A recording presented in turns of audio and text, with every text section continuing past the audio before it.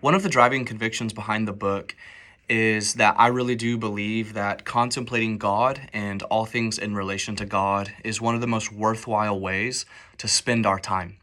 And I think theology is a really good tool to help us do exactly that, to treasure God and His gospel with our minds. However, I wrote the book because I have a bit of a worry, and it's really a twofold worry.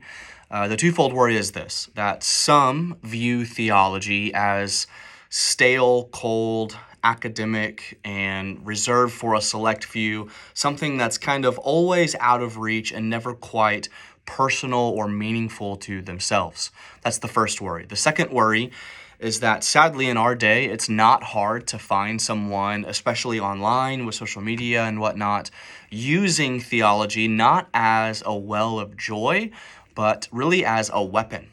And a weapon to win some kind of culture war, or a weapon to win some kind of online skirmish. And instead of viewing theology as a tool by which we can glorify God and love our neighbors and maximize our own joy, some see theology as something to be weaponized, to belittle others, to build a platform, to gain the applause of man. And there's just so many ways that theology can be mishandled. And I know this book won't change that. I have no false expectations, but this was really just kind of me in a small way saying, hey, it shouldn't be this way. Theology isn't something far off and stale and reserved for a select few, and theology shouldn't be merely a weapon. Instead, theology is for all of us.